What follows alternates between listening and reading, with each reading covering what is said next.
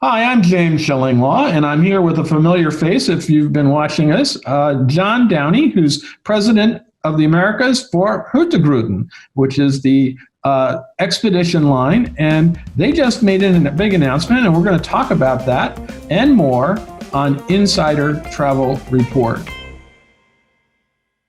Now, first of all, John, I always ask this question: how are you and where are you?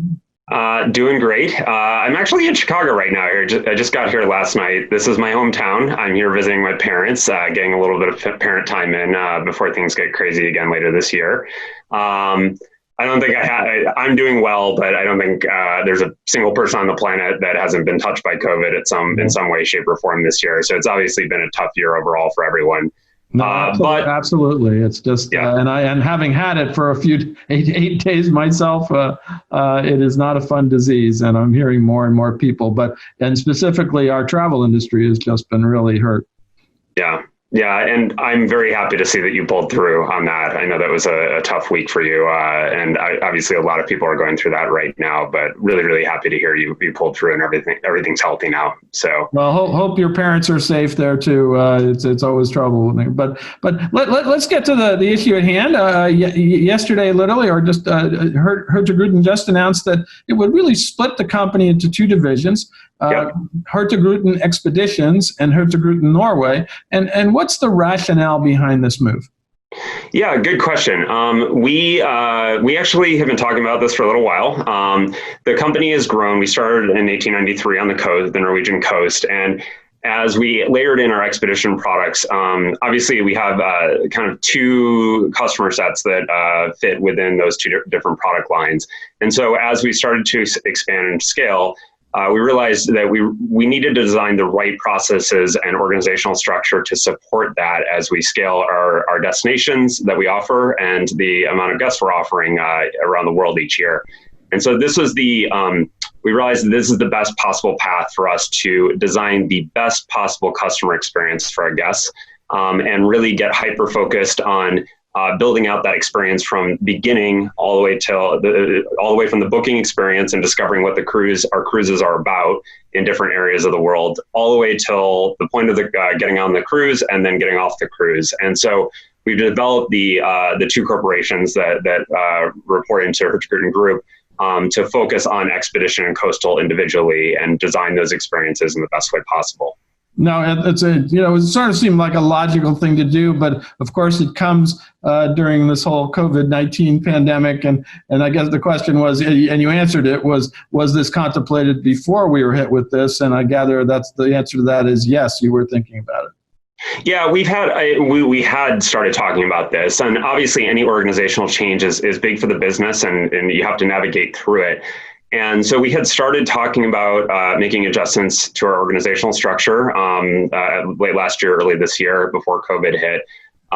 We realized as COVID hit, though, and it was for all the same reasons I just went through, but we realized as COVID hit and we were kind of taking a small pause on operations, it was actually the best time to go start implementing this new corporate structure. So we thought about how we were going to be sailing in 2021. And this felt like the right time to go about doing it. So, but we definitely were talking about this before COVID became a thing. Yeah, it is kind of you have sort of two separate businesses there. And how many ships are in each of these divisions? And you'll have the coastal, and that has, I think, I don't know, I've read it. 7 ships. 7 ships in that one, and on the expedition front. We have 8 ships on the expedition product. Yep. Yeah. So in 2000 total. Yeah, 15 total. 2021 we're currently at 2 ships on the Norwegian coast right now. Travel inside of Europe is limited due to the COVID case count. And so we're focusing on providing the right services, transportation and goods services on the Norwegian coast with Hurtigruten Coastal. We have 2 ships sailing right now. And then in 2021, we're expecting, as COVID starts to come under control, to be at 7 ships next year. And we are in the process of looking for a new CEO or a CEO to run Hurtigruten Coastal. And it will be delivering the same great product and experience that we've offered on the Norwegian coast since 1893 with the 34 ports plus that we serve along the coast of Norway. But then we also, we're going to be, as we mentioned a couple minutes ago, we're going to be focusing on Hurtigruten Expedition. And that's all the new products that we've been rolling out over the last decade or so, starting all the way back with Antarctica a while back, but we continue to layer on new amazing experiences for our guests in places like the British Isles and South America. And that'll be 8 ships. They are sustainability focused. So we have 2 of the world's first hybrid electric ships, the Nansen and the Amundsen, that were launched over the last 2 years. And those 2, as well as the remainder of our expedition fleet, will be focused on providing this amazing sustainable experience for our guests around the world in locations like Antarctica, where we started, but also South America, the Northwest Passage, one of our most popular sailings, all across Europe and the British Isles. So we have 2 great experiences. And like we mentioned earlier, this split or this corporate structuring is really meant to focus on giving the best possible experience for our customers. Well, you did mention that we'll be changing the executive structure of the company, and you're looking for a CEO for the Norway part of the company. But you do have a new CEO, I noticed, for Hurtigruten Expeditions, right? And I'm not familiar with him, so can you tell us a little bit about him? It's actually Asta Lassesen. She currently serves as our Chief Commercial Officer, and she's also near and dear to my heart because she's my current boss. She hired me into the company last year. So no change for you, right? A little bit, but I could not be more excited about this. Asta's been with the company for quite a while. She's been the Chief Commercial Officer since 2017. Before that, she was our Chief Financial Officer, and then she served in many roles before that with the company. She has an amazing legacy here. She has a drive like very few people I've ever seen to create the best possible experience for our guests as well as for our crew on board. She has been very excited about this expansion into the expedition products that we've been offering. And she was the first person to raise her hand and say, I want to go build out that amazing experience for our guests going forward as we expand our options for our guests. And then, of course, Daniel Skeljam, who is your CEO of the entire company, remains as chief of everybody, right? Yep. Daniel is still CEO of Hurtigruten Group, and Hurtigruten Coastal and Hurtigruten Expedition will both be reporting into him as well. Great. Now, earlier this year, you did have some challenges with the COVID-19 virus when you were trying to do a few cruises. How have you addressed COVID-19, and what kind of policies and protocols are you going to implement to avoid outbreaks in the future when you restart expedition cruising? Yeah, great question. So Daniel and the entire Hurtigruten team is focused 100% on making our cruises the safest possible for our guests and our crew. So we've implemented a number of different changes to help manage risk.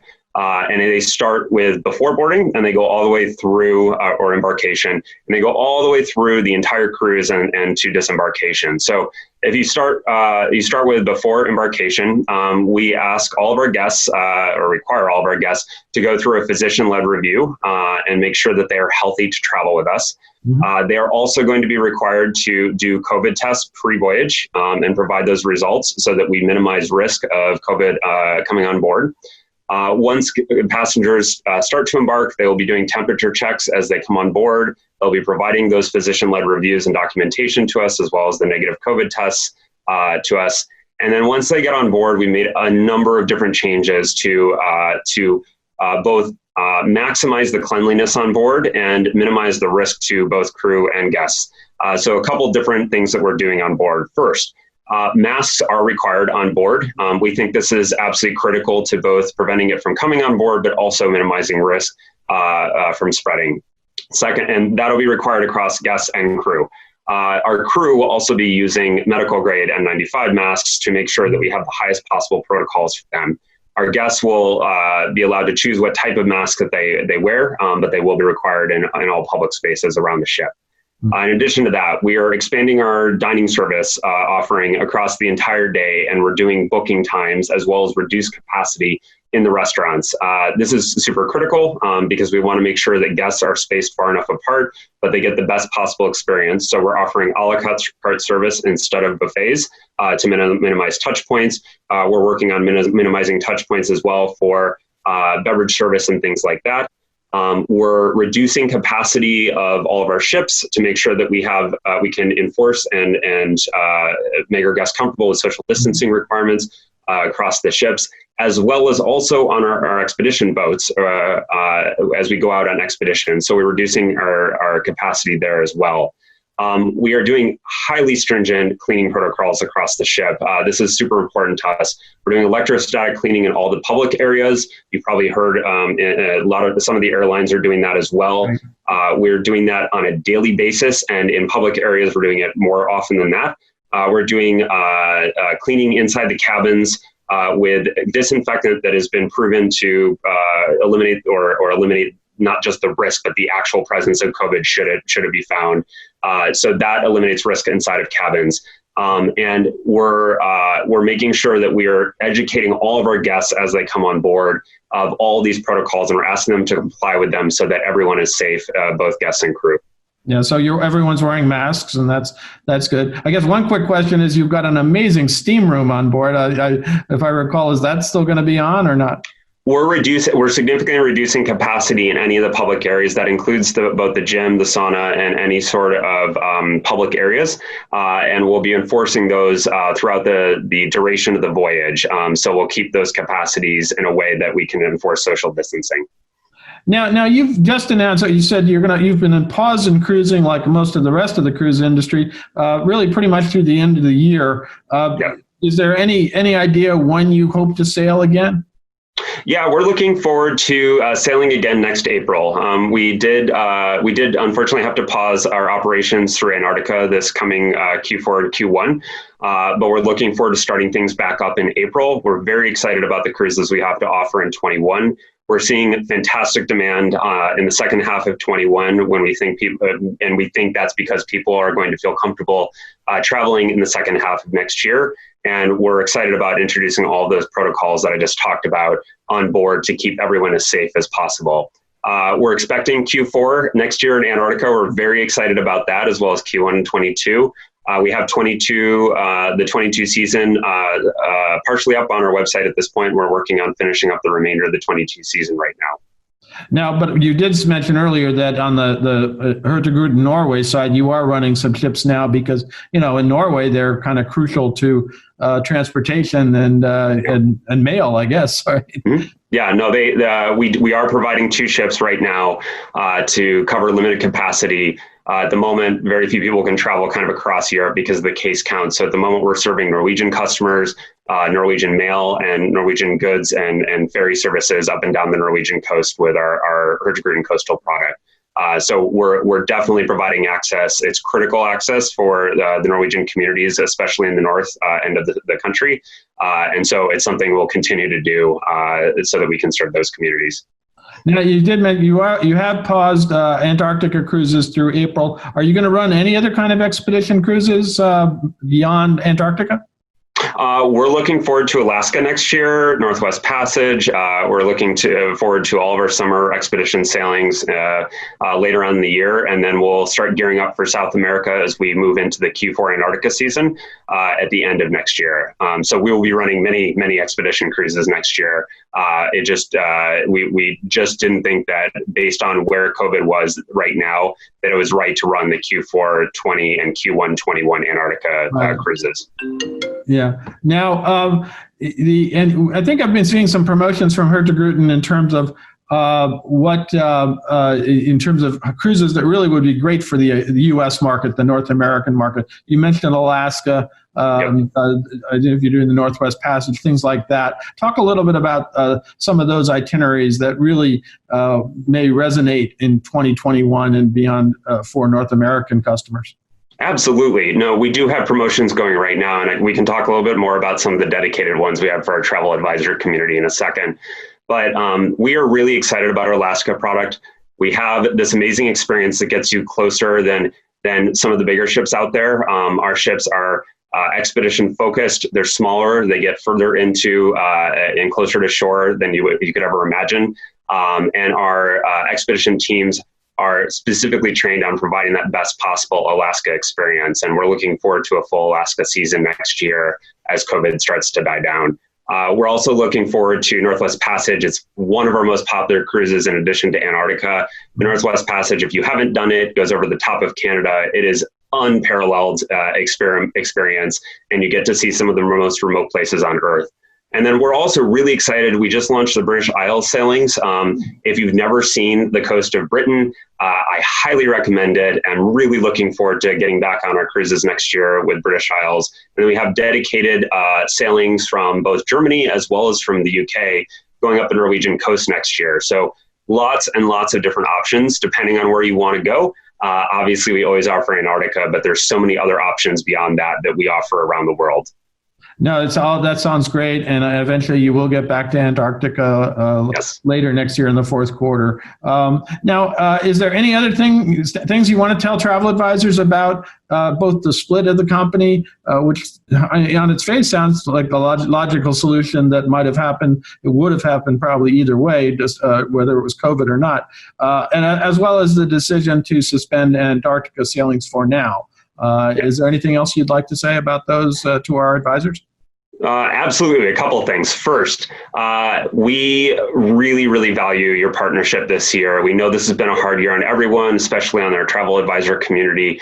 We are here for you. If there's rebookings that you need help with, we are there for you. If you have new customers or guests that want to do new bookings, we are here for you. And we are more than happy to walk through all of our product lines with you and your guests should you need that advice. In addition to that, if you've noticed the news about our corporate restructuring, we are focused on providing a seamless experience for all of you. And as we go through this corporate restructuring, you'll still be able to reach out to our dedicated customer service and sales teams to support you in any of the needs that you may have. And if you haven't seen it, we have a dedicated travel promotion or travel advisor promotion right now. This is specifically for all of you to help you generate bookings over the course of this year and next. It's specifically a buy one, get one half off.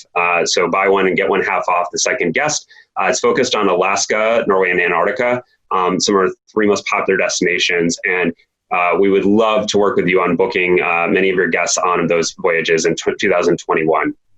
Well, I'm sure that kind of promotion for the advisors, they're looking forward to it, especially those who sell cruises and sell expedition cruises who are dying right now to get back on board, as most of us are. We're just waiting for everything to kind of restart, and hopefully it will get going pretty good in 2021 and then well into 2022.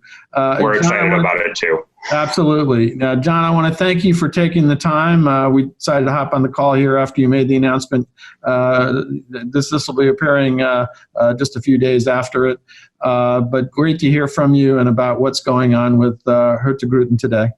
Thanks, James. I'm really looking forward to seeing you again in person. It's been a really long time at this point. I know. We have to get rid of these Zooms. I mean, it's funny because I think you and I saw each other at the New York Times show back in January, and that was the last live thing we said. And ever since then, it's all been Zoom. So we got to get rid of this. But still great to see you. Really, really exciting. You too. And stay safe in Chicago and then when you get back to Seattle. And we'll look forward to seeing you very soon. Thanks. You too. Have a safe trip. I am James Shillinglaw, and this is Insider Travel Report.